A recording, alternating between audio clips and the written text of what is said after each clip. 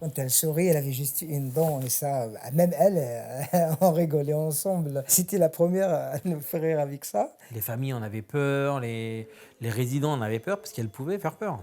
Parce qu'elle pouvait être grossière, elle pouvait élever la voix. Elle se mettait sur une chaise à la réception, puis si quelqu'un avait le malheur de lui dire bonjour, eh ben, il se faisait insulter. Il y a eu la bouillabaisse qu'on a mangée dans le restaurant qui était à côté, où elle a tout plongé les mains dedans, elle a tout mangé, ça nous a tous coupé l'appétit. Peut-être je me voyais comme elle. Elle était authentique. On n'était pas tout le temps content de ce qu'elle faisait, mais au fond, c'était le pilier de l'EMS. Qui va l'oublier, cette dame? J'ai envie de dire, qui va l'oublier? Parce qu'elle était quand même attendrissante. Les gens, quand ils vont voir ça, ils vont se dire, mais il est complètement fou celui-là. Mais ouais, elle était quand même elle était attachante, quoi, malgré tout. Toutes les conneries qu'elle pouvait faire, elle était attachante. Mais elle a raison, elle a eu raison. Elle a eu raison, puis ça a fonctionné. Puis vu que certains de nous l'aimaient bien, ça passait.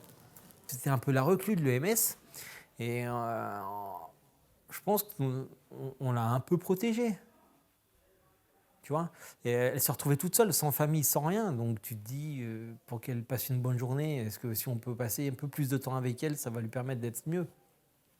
Et je pense que c'est ça qui a fait que les liens sont créés. Elle faisait des sourires quand elle était avec Merwan à la réception parce qu'elle savait qu'elle allait sortir et manger son entrecôte frites, quoi. Je veux dire, ou bien qu'elle allait aller s'acheter du parfum.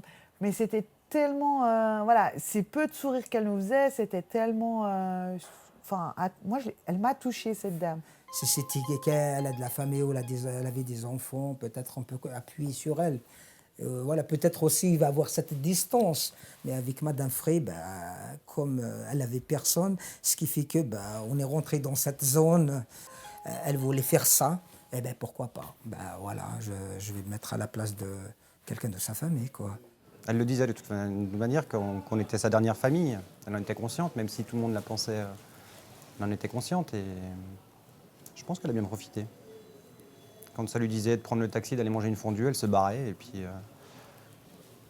elle mettait tout sur le compte du patron. Elle disait c'est le patron qui va payer. Puis elle avait mangé sa fondue, puis elle est rentrée en taxi, puis voilà. Mais je veux dire, ouais, elle s'emmerdait pas, quoi. Projet de vie. Voilà, c'est un peu ça la question. Projet de vie. Souhaite être incinérée ici à Genève, après prendre ses cendres et aller à Saulieu, dans les Grisons, dans la petite église qui se trouve dans le village. Voilà. Ça a commencé par une photo, en fait. Par une photo qu'elle a trouvée dans un magazine, dans un livre. Saulieu. Ça s'appelle Saulieu. Tu dis, elle vient, comme elle ne voyait pas bien, elle me dit, tu vois là, c'est Saulieu. Ah oui, c'est un beau village, c'est vrai. C'est un beau village. OK. Le bilan arrive, elle parle de Saulieu. Et mais pourquoi vous parlez de Saulieu? C'est là-bas. Quand on a abordé la fin de... Quand elle a abordé la fin de vie, la mort, elle me dit oui, le jour où... Non, elle a dit que j'ai pas peur de mourir, mais j'aimerais bien que mes cendres soient dispatchées à Saulieu. Alors moi j'ai dit oui. Je connais même pas, je sais même pas où c'est. J'ai pas, c'était loin dans ma tête là, c'était là derrière, parce que ça faisait un moment qu'on en avait parlé. La deuxième année, elle te parle de ça. Écoute, là ça devient du sérieux. Et la troisième année consécutive, elle te parle. Elle te remet ça sur le tapis. Tu dis, écoute, si c'est vraiment votre souhait, promets. Je lui ai serré la main. Et après, de temps en temps, je dis voilà. Quand autour d'un café, il me dit, c'est toujours d'actualité, toujours, je lui jette comme ça pour voir si c'est vrai. Et à chaque fois, c'était vraiment de sérieux. Puis le jour où elle décède, je savais pas si on allait le faire ou pas. Parce que j'en sais rien. On en parlait un peu avec Merwan et puis Cyril, et c'est là que j'ai su que c'était OK. Et puis du coup, j'étais content pour elle. Et quand j'ai regardé sur la carte où c'était, je dis merde, jusqu'à la fin, je me serais foutu dans le bourbier. Le samedi, comme j'habite dans le quartier, je suis passé pour lui dire, voir comment elle allait. Elle n'était pas bien, je lui ai glissé la phrase dans son oreille. Je dis, mais écoutez, si c'est vraiment, vous sentez que c'est votre minute ou l'heure de partir, mais ma promesse, elle tient toujours, Madame Frey. Je vous le promets, je vais amener vos cendres à Saulieu. Et on part, et on enquille les 700 bornes. fait d'autres petits bonhommes de chemin et un temps un peu pourri, mais des paysages super beaux. On en parlait à Monique, elle était dans le coffre de la voiture, dans mon sac à dos. Il y a un glacier avant d'arriver là-bas. Puis il y avait la douane derrière nous et on a eu un petit peu... Bon, on n'était pas serein, on va dire. Tu regardes là-bas au fond, il n'y a personne, tu t'engages pour dépasser, mais après, en fait, le virage, il est très, très, très long. Et le camion, il n'y a pas de visibilité, tu sais pas. Tu te dis, mais oh là là là, on a failli la rejoindre. Et puis, nous voilà arrivés dans ce village. On savait où on devait aller parce qu'elle avait vu ce village et elle voulait qu'on répande ses cendres à un endroit bien précis. Le long d'un muret, sur un chemin de randonnée.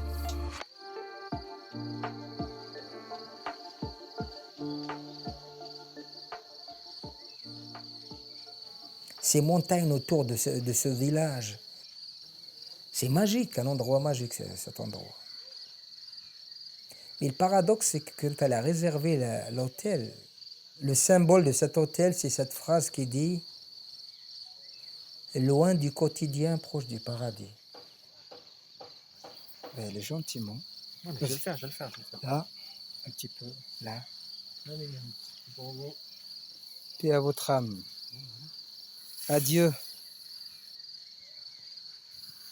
Là aussi, un petit peu serré. Traverse un petit peu le chemin. Vas-y là-bas. Je sais pas tout jeter. Ouais, doucement. Voilà. Oui, la vue, elle est quand même meilleure ici que là. Très bien. Ouais.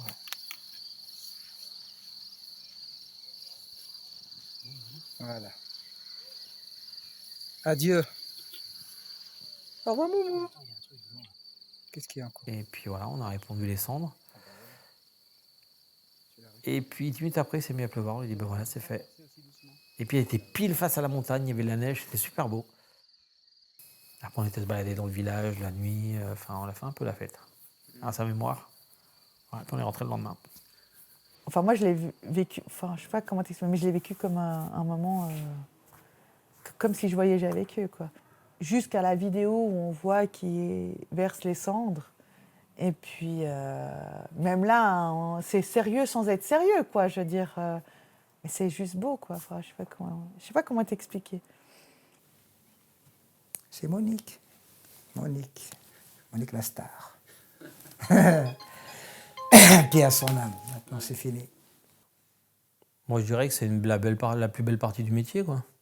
Une des plus belles parties du métier, outre le fait qu'on l'a accompagné, mais d'aller l'emmener jusqu'au bout, si on pouvait faire ça à chaque fois, moi, je serais ravi. Hein. Ça serait Byzance. Hein. Ou faire ce qu'ils ont envie. C'est aussi ça, notre rôle. Une partie de notre rôle. C'est d'aller jusqu'au bout. Je vais aller voir Madame Vuillot. Madame Vuillot. Ah, Madame Vuillot. Eh ben, dis donc. Ah, c'est plus comme avant. Hein. On ne vient plus à l'heure. Hein. Hein? Non, c'est-à-dire, c'est moi qui suis en avance. Non, il est À 8h30. cause des médicaments Quel médicament?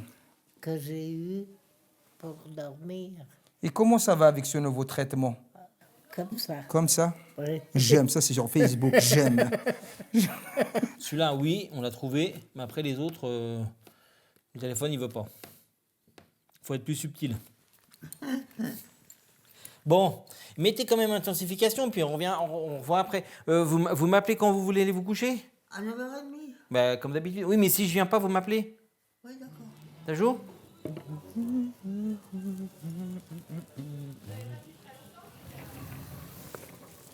C'était vraiment spontané. J'ai pas fait le tour de tous les chefs pour savoir si j'avais le droit de faire ça ou pas. Vu qu'elle m'a dit directement oui à moi et c'était l'enfer avec les autres, je dis bah on y va. J'avais jamais donné la douche à qui que ce soit. Enfin, Rôle de soignant, c'est de. Je suis là pour les aider à faire ce qu'ils ne peuvent plus faire. Les écouter. Est-ce qu'il y a un rôle bien défini? Oui, mais est-ce que sur le terrain, on arrive à le réaliser d'une manière dont il est défini par nos autorités? Je suis pas sûr. C'est vous la plus belle, hein? Oui, on reste un moment, mais on est là toute la nuit, Angela. On est là toute la nuit avec vous, hein? Puis on laisse la porte ouverte, comme d'habitude, d'accord? D'accord? On va vous tourner un petit peu, Mimi. Si on vient ici, c'est parce qu'on apprécie notre travail, puis on vient parce qu'on a envie, on le fait avec amour. Du moment qu'on n'a plus ça, c'est terminé, il faut partir, il faut aller voir autre chose. Tu prends un moment qui ne t'appartient pas ou tu ne dois pas forcément le faire, mais tu le fais parce que tu as envie. Parce qu'elle le mérite, parce que tu as envie. Et parce que ça, ça donne un sens à ta journée. Puis à ta vie, je pense que aussi à la base aussi pour ta vie.